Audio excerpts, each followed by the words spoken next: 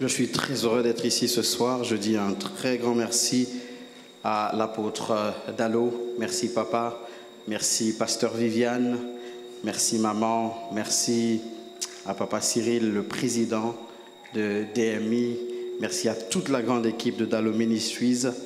Et c'est pour moi un honneur de partager cette chaire avec les éminents hommes de Dieu que le Seigneur a bien voulu aligner pour notre bien. Amen. Est-ce que nous pouvons rendre grâce à Dieu pour le pasteur Lode Lombo qui nous a bénis tout à l'heure? Gloire à Dieu, gloire à Dieu. Bon, normalement, ce n'est pas à moi de le faire, mais est-ce qu'on peut bénir le Seigneur pour celui qui viendra après? Vous-même, vous allez voir. Je ne l'annonce pas, mais je dis déjà que nous puissions bénir Dieu. Gloire à Dieu, gloire à Dieu. Et je suis très honoré de revoir l'apôtre Dadier Bitsambila qui m'a bouleversé il y a quelques années en arrière ici. Je suis très honoré, papa. Je suis très honoré, maman. Je salue tous les hommes de Dieu ici présents et je salue particulièrement le pasteur Roland Elenga ainsi que maman Stella. Je suis venu ici la dernière fois, il y a je crois 3 ans à peu près. C'était lors de Merci, 2 ans. C'était 2023 avec Merci, la chanson de la chorale d'ailleurs est restée jusqu'aujourd'hui. Gloire à Dieu. Et je sais que la vision d'aller dans la sous-région et tout ça est en train de continuer, n'est-ce pas? Gloire à Dieu. Alors ce soir, je voudrais que nous puissions partager la parole de Dieu autour de ce thème. Servir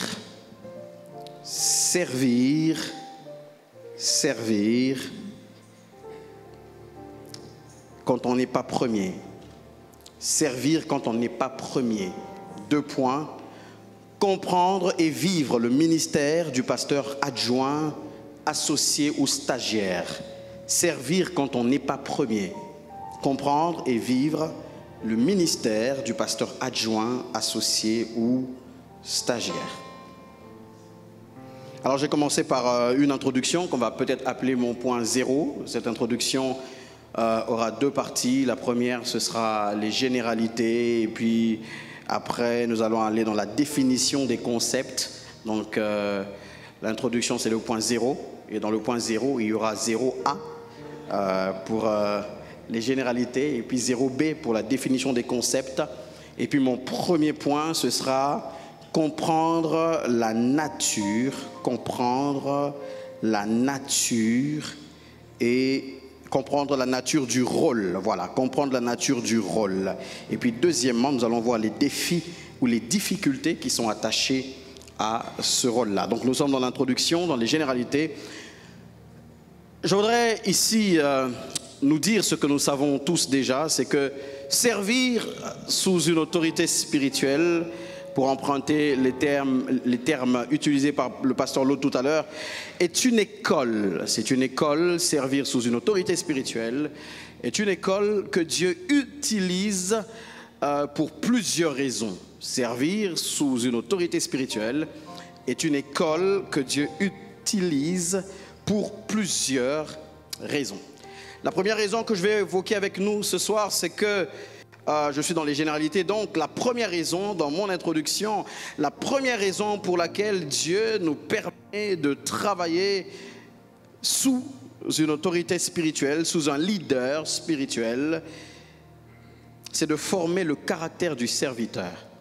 Dieu nous permet de travailler sous quelqu'un, Dieu nous permet de travailler sous un père, Dieu nous permet de travailler sous un pasteur, un apôtre, quel que soit le ministère auquel il est appelé, mais qui est principal. Dieu nous permet de travailler sous lui ou à ses côtés en vue de former le caractère du serviteur. Je voudrais ici nous dire que Dieu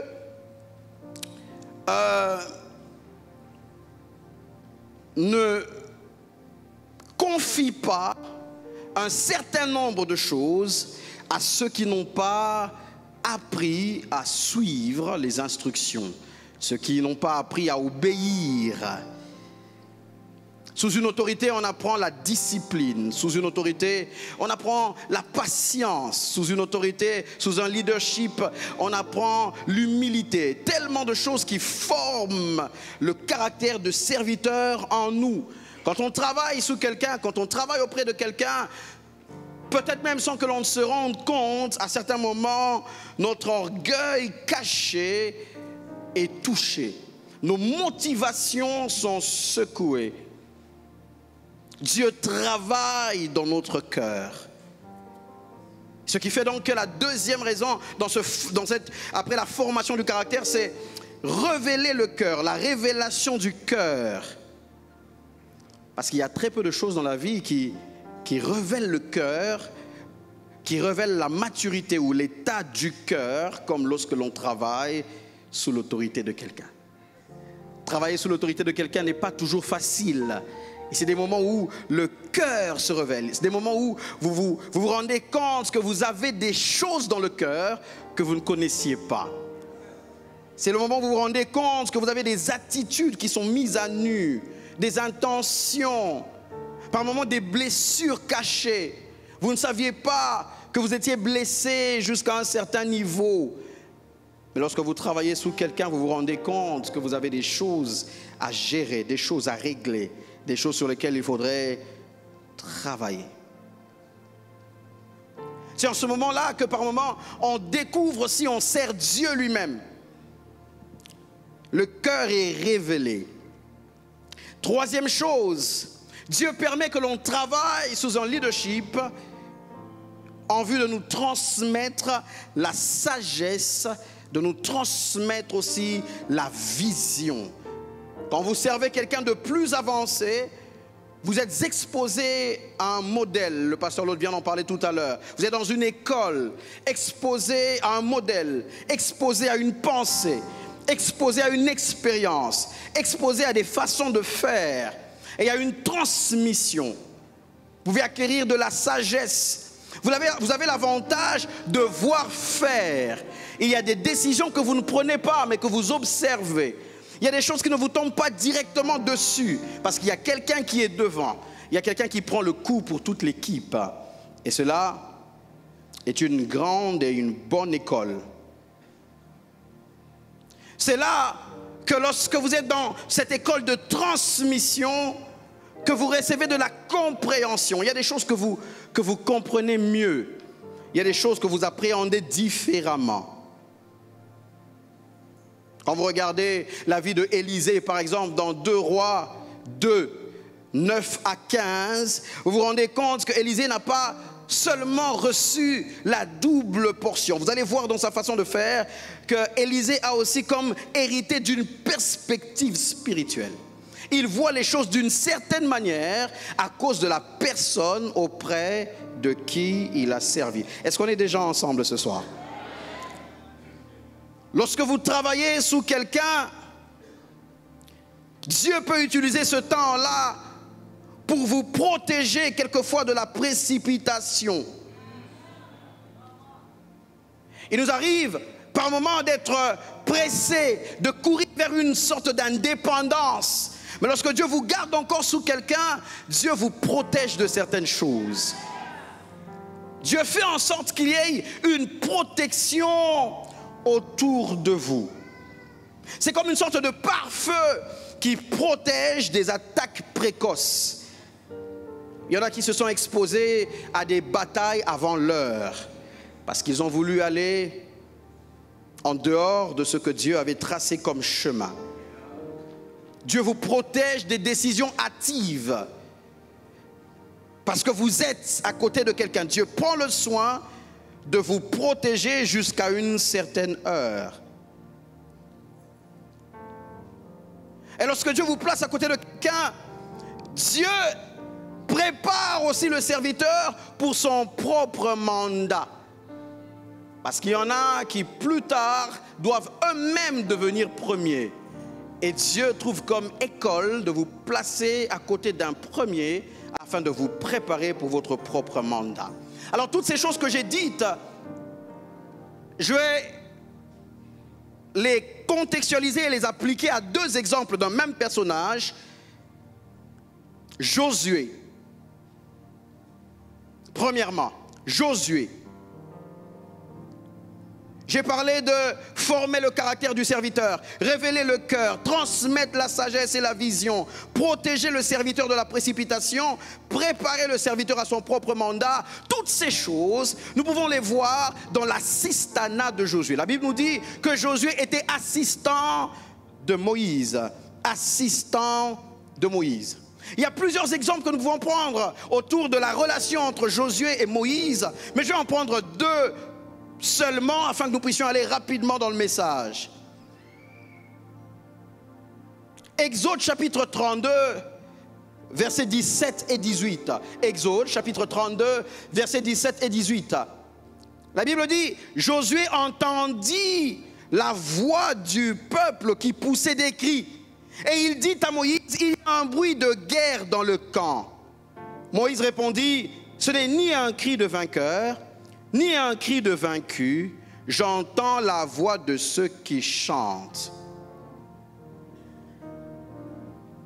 Josué est assistant de Moïse. Josué et Moïse reviennent vers le camp. Et quand ils reviennent vers le camp, il y a un bruit, il y a des bruits, il y a des cris.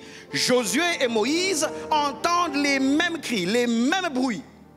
Josué a une interprétation. Ça, c'est un bruit de guerre.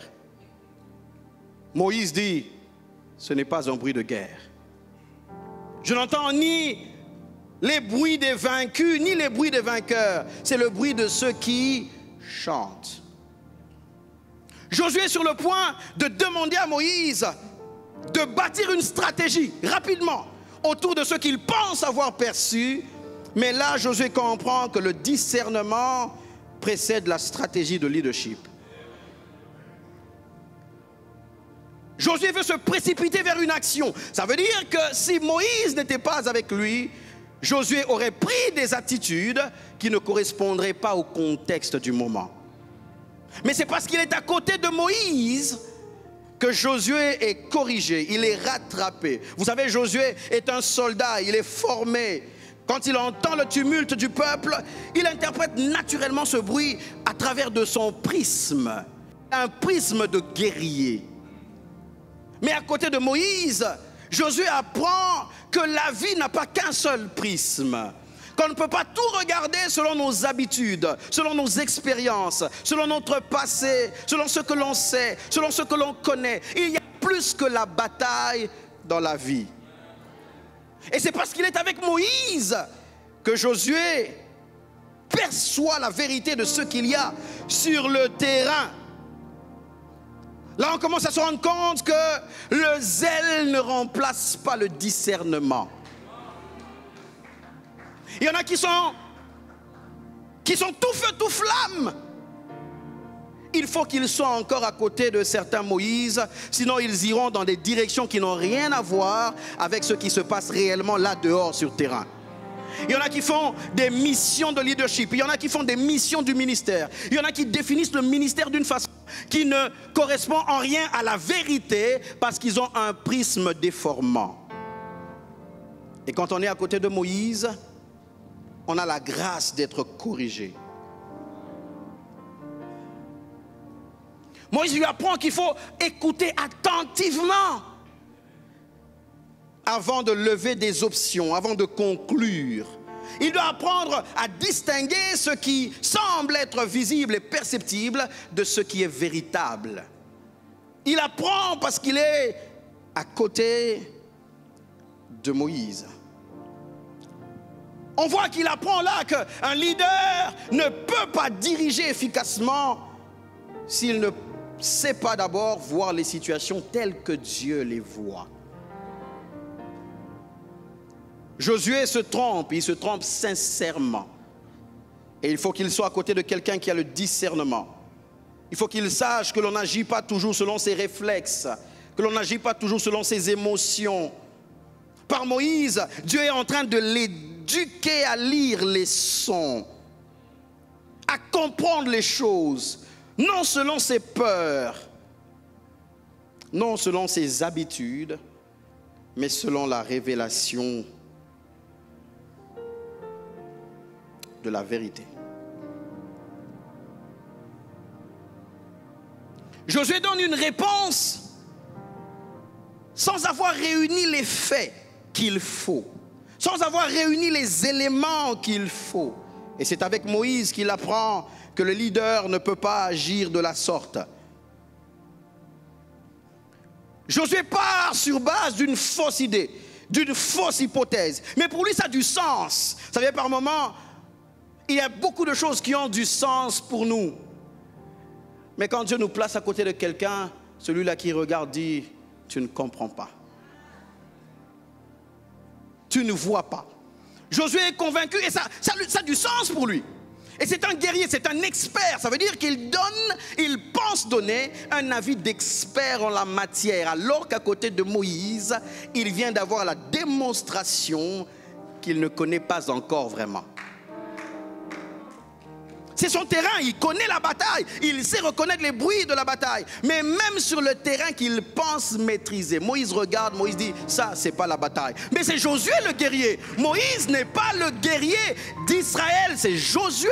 Pourtant Moïse sait avec précision ce que Josué estime être de son champ d'action. Il y a des choses que vous apprendrez à côté des leaders et Dieu aime que vous puissiez être placé à côté de quelqu'un qui vous permet de grandir dans une certaine direction. Alors vous allez éviter des conclusions erronées sur base des bruits mal interprétés, sur base des faits mal réunis. Deuxièmement, toujours dans la vie de Josué, Josué, dans Nombre, chapitre 11, 27 et 29, la Bible nous dit, Nombre 11, 27 et 29, qu'un jeune homme courut annoncer à Moïse que Eldad et Médad prophétisent dans le camp. Josué, fils de Nun, serviteur de Moïse, depuis sa jeunesse, prit la parole et dit, Moïse, mon Seigneur, empêche-les. Moïse lui répondit, es-tu jaloux pour moi? Puisse tout le peuple de l'Éternel être composé de prophètes, et veuille l'Éternel mettre son esprit sur eux. Jusque-là, dans sa perception de leadership, il y a des choses qui ne peuvent appartenir qu'au leader, comme le fait de prophétiser.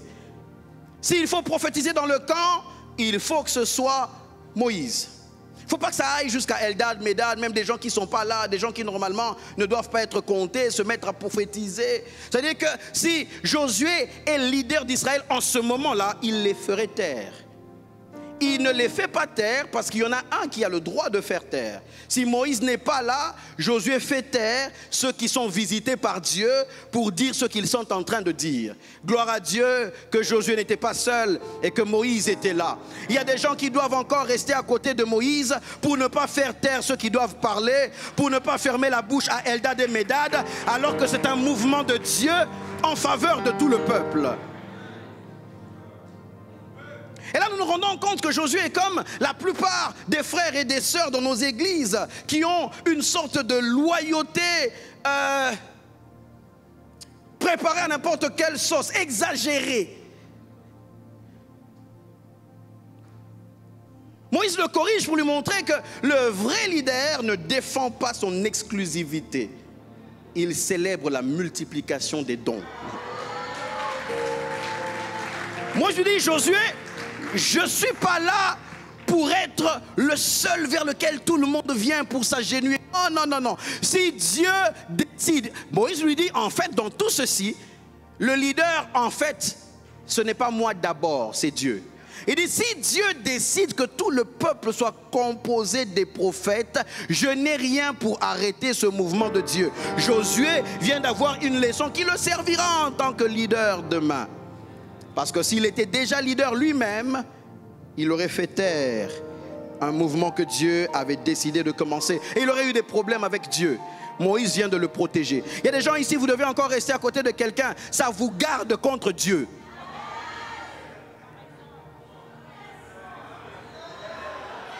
Je voulais répéter, mais tu es déjà fâché.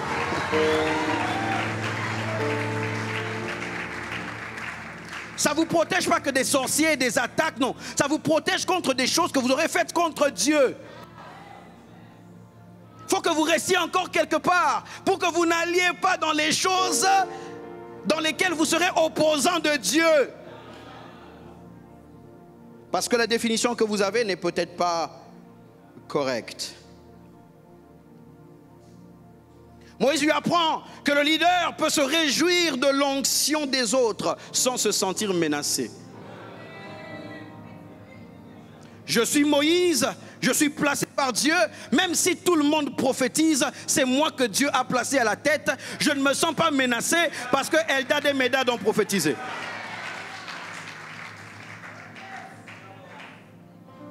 Vous savez, quand on avance dans la marche avec Dieu et qu'on commence à découvrir des talents, des dons, des charismes, on a l'impression que tout ce que l'on a comme ministère, comme appel, se définit autour de ça. Alors ça devient comme une chasse gardée pour nous. Et ce genre de personnes, déjà vous les verrez quand ils sont dans l'église, on va peut-être le voir plus tard, ils sont dans des comparaisons par rapport à ce qu'ils ont comme dons, ce qu'ils ont comme grâce, ce qu'ils ont comme talent.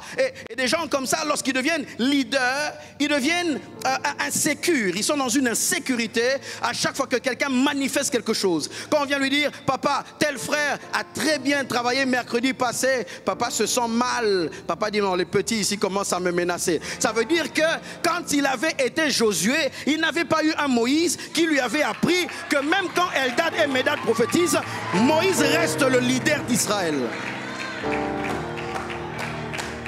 Eldad et Médad peuvent prophétiser autant qu'ils veulent. Moïse, tu es le leader d'Israël, sois en paix. C'est là qu'on voit des leaders insécures. À chaque fois qu'il y a un mouvement de Dieu et qu'il y a un fils qui commence à déployer la puissance de Dieu, que les gens commencent à être guéris. Ah, on vient clôturer là parce qu'on se dit, non, s'il commence à guérir comme ça, et que moi, quand j'étais passé, il n'y avait rien. Non, non, non, non. Même si le Seigneur guérit par un fils, le père de la maison établi reste celui que Dieu a établi. Et ceux qui ont été les Josué, qui ont eu des bons Moïse, sont en paix. Ça veut dire que même quand il n'est pas là et qu'on lui dit qu'il y a quelqu'un qui a renversé la maison, il est en paix là où il est. Et le jour où il revient prêcher, il prêche le message que Dieu lui a donné dans le cœur. Quand c'est repentez-vous, il va dire calmement, repentez-vous. Il ne va pas aller chercher le mystère dans dessous des pieds de Samson pour venir contrecarrer ceux qui avaient été prêchés avant. Il vient dans la simplicité de ce qui est à lui parce qu'il sait que ce qui lui appartient déjà. J'aime cette sécurité en Jésus. La Bible nous dit dans Jean au chapitre 13, Jésus sachant qu'il venait du Père, venait de Dieu, il savait qu'il allait vers lui, il savait qu'on lui avait tout remis entre ses mains.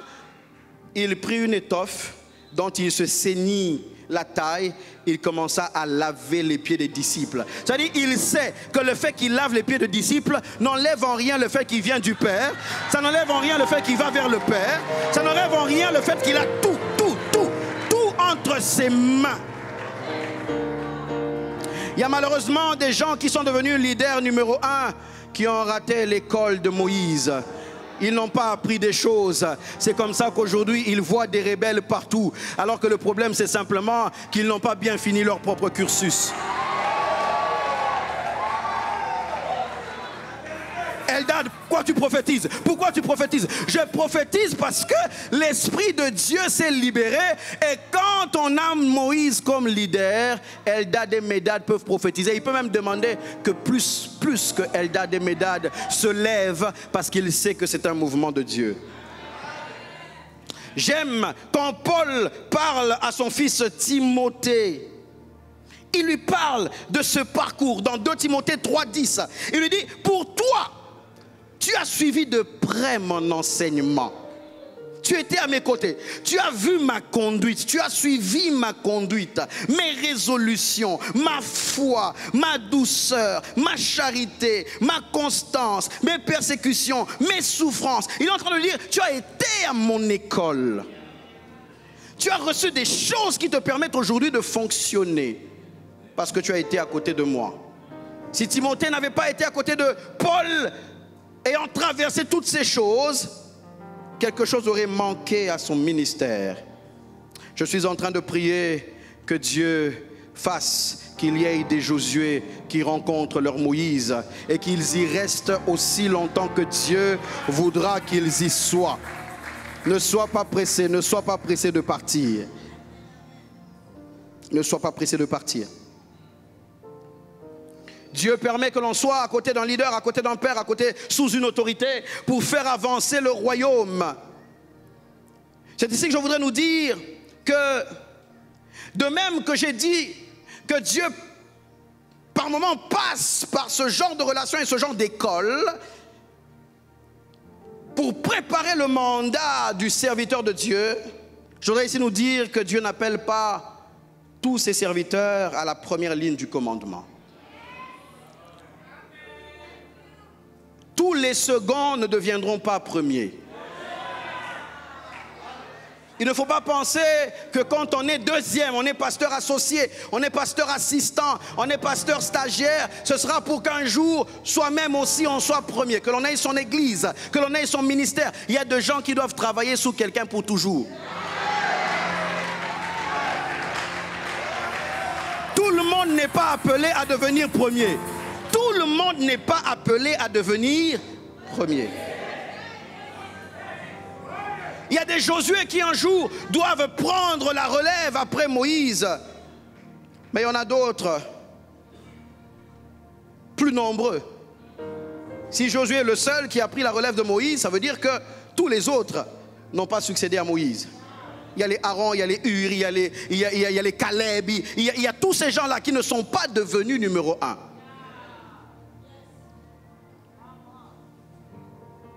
Il y a des Paul. Mais il y a les autres aussi.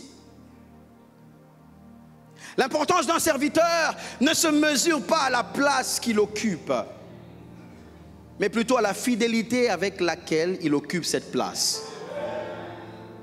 Ça ne dépend pas de la place.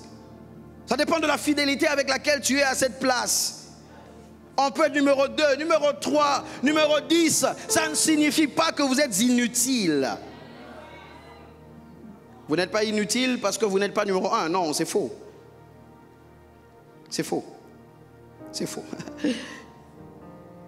Dans cette vie, dans notre marche avec Dieu, dans le ministère, dans l'appel, il y a une différence de vocation. Il y a une différence de mandat. Il y a une différence d'appel. Dieu n'appelle pas tout le monde au même rôle. Dieu n'appelle même pas tout le monde avec les mêmes exigences. Les chemins, les vocations ne sont pas identiques. Ce que Dieu demande à Pierre, il ne le demande pas forcément à Jean. C'est là où Pierre me fait rire, le curieux Pierre. Parce que même tous les autres éléments autour de nos vies ne suivent pas forcément une même forme. Hein? Pas forcément le même format. Quand vous regardez Jean chapitre 21, 21 et 22. Jean chapitre 21, 21 et 22. Pierre voyant Jean, Pierre voit Jean. Mais la Bible dit, il dit à Jésus, et celui-ci, Seigneur, que lui arrivera-t-il? Il vient se rassurer, est-ce qu'on sera dans le même contexte? Est-ce qu'il y aura les mêmes choses? Est-ce que je veux un peu savoir qu'est-ce qui va se passer avec sa vie? Jésus lui dit, si je veux qu'il demeure jusqu'à ce que je revienne, que t'importe? Toi, suis-moi. C'est-à-dire, toi, occupe-toi de ce qui te concerne avec moi. Je parle à quelqu'un ce soir, ne cherche pas à vivre ce qu'il y a dans la vie d'un autre ou à te renseigner excessivement sur la vie d'un autre. Toi, suis le maître sur la voie qui est la tienne. Frères et sœurs, il y a quelque chose qui me frappe. Nous sommes dans Genèse au chapitre 40 et ça m'a toujours étonné. Genèse, chapitre 40. À partir du verset 12, nous connaissons le contexte. Joseph est en prison. Nous savons pourquoi il est jeté en prison. Et dans la prison, il rencontre deux personnes qui sont jetées aussi en prison, qui sont des serviteurs de Pharaon. Et là, dans cette prison, un jour, Joseph remarque que ses deux amis de circonstance sont tristes. Il leur demande, pourquoi êtes-vous tristes? Et puis le premier raconte son songe. Il dit en fait, les deux répondent en disant, nous avons eu un songe et il n'y a personne pour l'expliquer. Ça veut supposer que les deux ont déjà échangé sur leur songe. Parce qu'ils disent, au verset 8, nous avons eu un songe et il n'y a personne pour l'expliquer. Joseph leur dit, n'est-ce pas à Dieu qu'appartiennent les explications? Racontez-moi donc votre songe.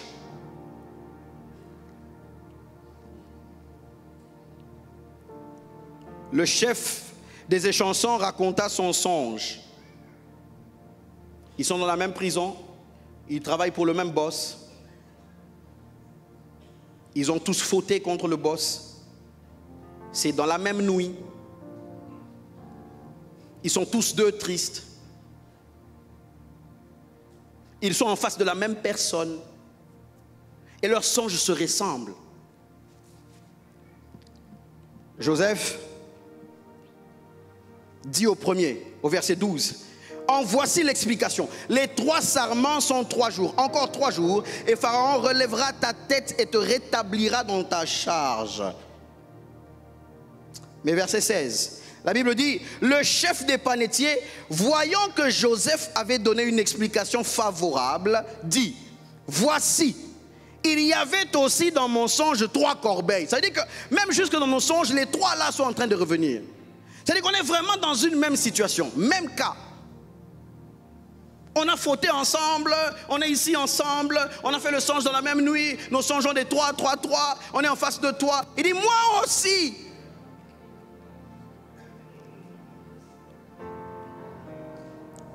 Ils ont dormi ensemble, moi aussi. C'est comme ça dans la vie. Hein?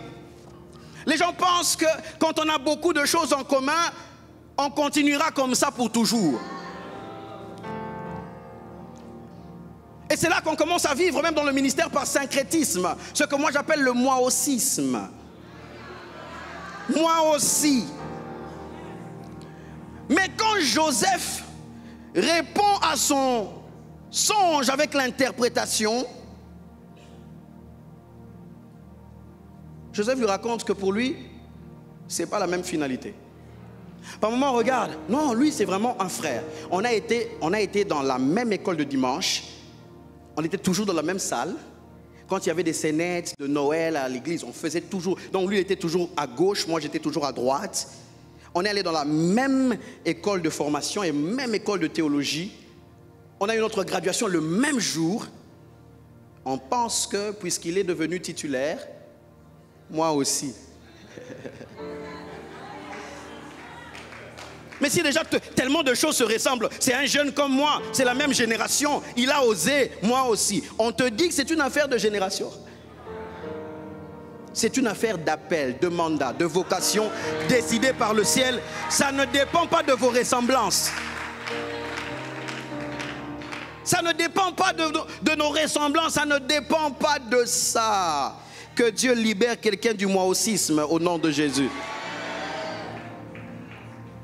Alors, nombreux rêvent d'être premier, d'être la tête. Mais peu comprennent la valeur du deuxième. Pour plusieurs raisons, rapidement. Parce que, premièrement, le monde valorise la position plus que la fonction. Il y en a qui veulent être premiers, qui veulent être à la tête, mais c'est pour faire quoi? Ce sera quoi ta fonction? Ce sera quoi ta responsabilité? Qu'est-ce que ça impliquera? Parce que dans notre culture humaine, la valeur est liée au titre. Boss, fondateur, visionnaire. Et puis ça fait beau aujourd'hui quand on dit visionnaire des églises. Tu en as plusieurs, au pluriel. Visionnaire des églises Philadelphie. Moi-même maintenant quand je me lève comme ça, moi-même maintenant je deviens visionnaire des églises, les paupières du salut.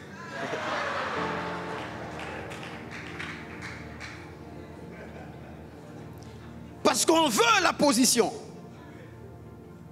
Les hommes veulent l'honneur du leadership sans en vivre le poids.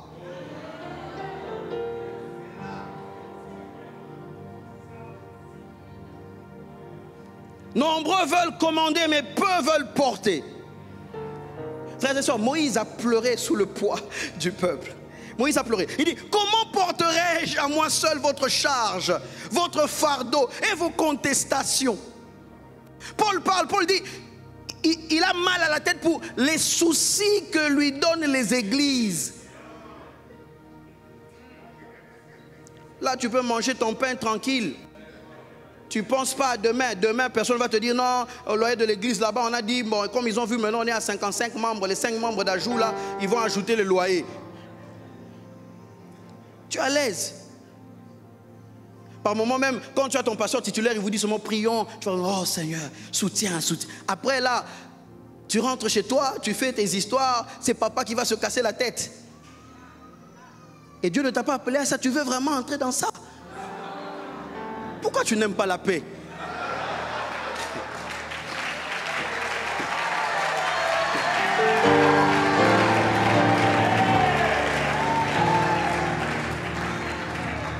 Sois à l'aise, vis à l'aise. Il faut demander. Les papas, ils vendent les choses de la maison. Par moment, l'argent entre comme ça, il devait faire quelque chose avec la famille, ben, il explique à son épouse, et puis finalement, ça va dans autre chose. Maintenant, et puis après, bon, il avait dit dans une semaine, ça va revenir, et puis c'est 8 jours, ça ne revient toujours pas. Tu as la pression de ceux qui devaient revenir, tu as la pression de celle à qui tu avais dit que ça devait revenir.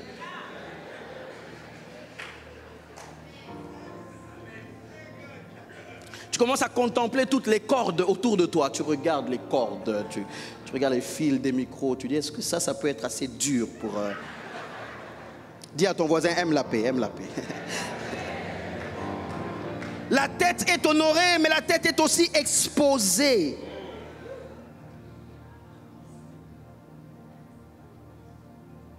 Ceux qui rêvent du trône sans connaître la croix n'ont pas compris la nature du leadership spirituel. La couronne que l'on place sur la tête, elle est dorée, mais le fardeau que cela représente est plus lourd que la pièce de métal visible là que vous voyez. Ça va peser quoi, 100 grammes, même quand c'est d'or massif. Maximum, ça sera quoi, 3 kilos. Mais le poids réel que ça représente. Être à la tête, c'est sentir le poids des âmes. C'est être dans des conflits, dans des attentes. On vous attend à gauche, on vous attend à droite, dans des combats. Ce n'est pas toujours facile. Rapidement, définition des concepts. Le pasteur adjoint, généralement, c'est le pasteur assistant. Ailleurs, on les appelle aussi pasteurs assistants. Ça dépend des systèmes. C'est le serviteur dans le ministère qui agit sous l'autorité directe du pasteur principal, avec pour mission de soutenir, de coordonner, de prolonger la vision pastorale. Le pasteur qui agit directement sous l'autorité du pasteur principal, avec pour mission de soutenir, de coordonner, de prolonger la vision pastorale. Il comprend la vision, il la porte comme si c'était la sienne. Il porte la vision comme si c'était la sienne. On va revenir dessus. Le pasteur stagiaire, c'est un serviteur en apprentissage. Un serviteur en apprentissage pastoral qui est placé sous une supervision. Il est dans un processus. Il vit une saison d'observation, une saison de formation. Généralement, c'est peut-être quelqu'un que l'on n'a pas encore officiellement reconnu, mais qui a l'appel et on le place dans un processus. Et puis selon le thème que l'on m'a donné, il y a aussi le pasteur associé. Et le pasteur associé, généralement, il y a 2 écoles. Il y en a qui appellent pasteur associé un co-pasteur, un pasteur avec lequel on porte la charge. Ça peut être un ami, ça peut être un frère dans le ministère, dans l'œuvre, un collaborateur. On est comme dans un partenariat spirituel. C'est un peu là qu'on voit des gens comme Paul et Barnabas. Il y en a qui les prennent comme des pasteurs associés. Mais il y a la 2e école qui parle de pasteur associé comme un pasteur qui n'est pas assistant. Ça veut dire qu'il n'a pas une place prépondérante après le principal, mais il est dans un collège pastoral. Ils sont nombreux à être des pasteurs associés. Ils sont dans le collège pastoral. Et dans le collège pastoral, il y a une communion de dons, de responsabilités. Il y a diversité des vocations, mais tout cela enrichit la mission commune. Parce qu'on ne vient pas chacun pour se battre pour lui-même. On vient pour enrichir la mission et la vision commune. Premier point donc, comprendre la nature du rôle. Ce que je veux dire ici, pour comprendre la nature du rôle, c'est que ce rôle de second n'est pas un appel à servir pour exister, mais c'est plutôt un appel à exister pour servir. Exister pour servir et non servir pour exister. C'est-à-dire que c'est une vocation, ce n'est pas l'occasion d'une affirmation de soi. On est appelé à porter la vision et non à se faire une place, à se tailler sa place.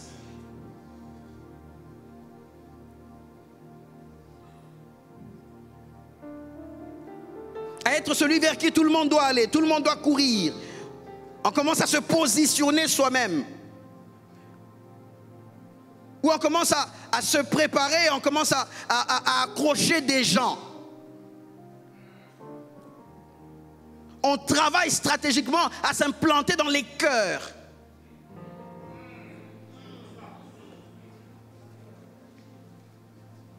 Surtout quand on a une grâce, quand on a un don, surtout quand une fois ça a marché chez quelqu'un. On sait que la deuxième fois, même si on n'est pas très sûr, même si ce n'est pas ça, la personne est déjà conditionnée. À chaque fois que l'on vient, on parle toujours à la même personne là. Celle-là qui a telle autre entreprise là. C'est là-bas qu'on va faire des prières, des veillées. Dans sa maison là-bas, le pasteur ne sait pas. On va toujours là-bas. C'est là-bas que chaque vendredi... Apparemment, je commence à aller dans des cas vrais. Je vais m'arrêter. Quand vous regardez Josué, Josué n'a pas été dans un rôle mécanique dans lequel il a comme des projets pour lui. Non, il travaillait vraiment pour la vision de Moïse. Même dans ses erreurs, l'une que j'ai citée, vous voyez que il voulait vraiment que son leader soit le seul à avoir le monopole de l'action prophétique. Il veut travailler pour Moïse pleinement. Il n'a pas de calcul. Quand il travaille sous Moïse, il n'est même pas en train de se dire non, peut-être que quand Moïse ne sera plus là, ce sera moi. Non, il travaille le jour où Dieu va décider autrement. C'est Dieu qui décidera autrement. Il n'a pas de calcul personnel sur l'œuvre. Il n'a pas de calcul personnel sur le Père. Il ne s'assoit pas un jour dans la chambre avec son épouse et dire maintenant, je crois qu'avec papa, comme papa aime beaucoup tel genre de compliment, non, toi, moi j'avais déjà fait hier. Toi demain, tu dois lui parler. Stratégie. Vendredi c'était monsieur, dimanche ce sera madame. Et puis à un moment on dit non, non, il faut commencer aussi à travailler du côté de maman. Parce que bon, généralement quand on a le cœur de maman, bon, le chemin vers le cœur de papa est déjà raccourci. Et puis on commence à travailler, stratégie. C'est-à-dire qu'on n'a même plus de compliments naturels vrais. C'est-à-dire un jour vous regardez comme ça, il n'y a pas de compliments, vous commencez à chercher. Vous cherchez. Ah, maman, les cils ici c'est naturel. J'aime celui du milieu là, comme c'est sorti comme ça. Parce qu'il faut une stratégie. Vous voulez une stratégie pour vous positionner. Et là, ce sont des gens qui travaillent dans l'œuvre, mais qui gardent leur cartouche, leur meilleure cartouche pour plus tard. On ne s'investit pas, on garde pour plus tard. Non, ça, ce sont les histoires de quand je vais commencer. Ça, ce sont les messages. Les messages ici, je ne peux pas prêcher ça chez autrui. Pas à cause de l'autorité que ça demande, non. Parce que c'est trop fort pour être gaspillé. Ça, c'est vraiment moi-même quand je commence séminaire comme ça, je commence avec les partenaires. Comme toujours, hein, je commence avec les partenaires, j'enseigne sur ces choses. On attend pour plus tard, on attend pour plus tard. Si vous travaillez toujours en attendant votre temps, vous travaillez toujours en attendant votre temps pour donner le meilleur, vous attendez votre temps, vous ne deviendrez jamais meilleur. Et vous serez en train de servir pour votre nom et non celui de Dieu. Vous serez en train de travailler à la construction de la tour de Babel, où les hommes se disent, nous devons nous faire un nom. Alors que Dieu dit à Abraham, je rendrai ton nom grand.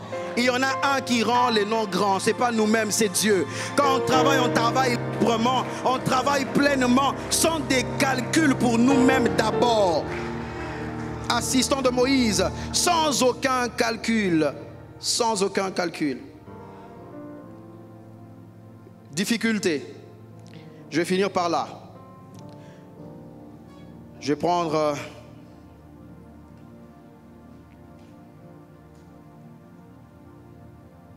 peut-être 2 difficultés, nous allons finir. La première, c'est la difficulté, le défi de la comparaison. Par moment, quand on est assistant, quand on est associé, on a tendance à être dans la comparaison. Par moment, la comparaison, c'est entre nous. Regarde tel, on regarde tel autre. Mais ce que j'aime, c'est quand je regarde Aaron et Hur. Ils sont là, ils remarquent Moïse. Ils doivent venir l'aider. Ils sont en train de travailler ensemble. Toi, tu vas aller vers le bras gauche. Moi, j'irai vers le bras droit. Et puis quand ils remarquent que non, ils se fatiguent toujours, on va aller prendre une pierre. Ils sont là ensemble, ils ne sont pas là pour se comparer. Qui a tenu plus longtemps, qui a eu l'idée en premier, non. Tant qu'on peut faire avancer l'œuvre ensemble, je ne me compare à personne dans l'œuvre. Les luttes pour que papa sache quel est le fils qui a pensé à lui en premier. Quand la bataille, quand les Amalécites terminent, on vient vers Moïse. Dans Exode 17, on dit, papa, cette bataille était rude. Hein? Quand j'ai vu seulement que vos bras commençaient à... J'ai dit à Hur, non papa, allons soutenir papa. Pour que papa sache que Aaron avait attendu que Hur parle. Si Hur n'avait pas parlé, Aaron n'aurait pas parlé. Donc Hur aime papa plus que Aaron, tu vois. Nous sommes nombreux à faire ça. Parce qu'on veut se comparer. On veut des positions. Et pire, par moments, en comparaison même avec le leader. Les mains de Moïse sont fatiguées. Hur et Aaron sont forts. J'aurais pensé que Dieu aurait permis qu'il remplace carrément Moïse. Parce qu'ils ont les mains fortes. Mais Moïse est toujours là, fatigué, mais il est là. Aaron et Hur doivent soutenir les mains. Le bâton doit être dans les mains de Moïse, pas dans les mains de Aaron, pas dans les mains de Hur. Tu n'as pas à te comparer avec celui que Dieu a placé. Laisse Dieu faire son temps avec lui. S'il décide qu'un jour ce sera toi, ce sera toi. Mais ne te compare jamais à Moïse. Il a les mains fatiguées, mais ce sont ses mains qui doivent être levées. Parce que dans ce domaine-là, ça ne dépend pas de la force des mains, ça dépend de l'appel. Tu peux avoir des mains remplies de biceps. Ce ne sont pas tes mains qui vont lever le bâton devant Dieu. Ce sont les mains de Moïse qui faiblit. Toi, tu n'as qu'à venir soutenir ses propres mains. Le dernier défi, c'est le défi de la confiance. On aurait pu dire beaucoup de choses, mais retenez ceci. Quelquefois, la confiance, elle est difficile. Elle se bâtit avec le temps. Par moments, on veut que tout de suite, on nous fasse confiance avec certaines responsabilités, avec certaines choses. Mais que Dieu nous aide à comprendre que celui qui est fidèle dans les petites choses, on lui confiera des grandes choses. Et il peut arriver que l'on soit dans un milieu où papa ne comprend pas, ou peut-être papa est distrait, peu importe. Mais nous devons savoir que nous ne sommes pas que serviteurs auprès de Moïse ou auprès du titulaire. On est d'abord serviteurs de Dieu. Ça veut dire si je sers Dieu, Dieu a les moyens de trouver des façons pour que ce que je dois faire soit fait. Ce qui fait qu'un jour, Jéthro dit à Moïse qui ne voyait pas, qui pensait que son système était bon, ce que tu fais n'est pas bien. Il faut que tu établisses des gens pour te soutenir. Il dit, trouve des hommes capables. Ça veut dire qu'il y avait des gens qui avaient déjà leur capacité, mais qui n'avaient pas encore de rôle. Mais Dieu a permis que ça se passe par Jéthro. Dieu réveillera la mémoire de ton pasteur par quelqu'un, par un songe, par qui que ce soit, afin que ce qui doit arriver vers toi arrive vers toi. Ça arrivera. Mais le problème, c'est que quand ça doit arriver, il faut que ça trouve des hommes capables. Il faudrait donc que tu commences à travailler sur les capacités. Il faudrait que tu travailles à grandir. Il faudrait que tu travailles à devenir. Un jour, quand on dira il faut des hommes capables, que tu sois parmi les hommes capables. Que Dieu bénisse sa parole dans nos cœurs. Est-ce que quelqu'un peut prier avec moi ce soir?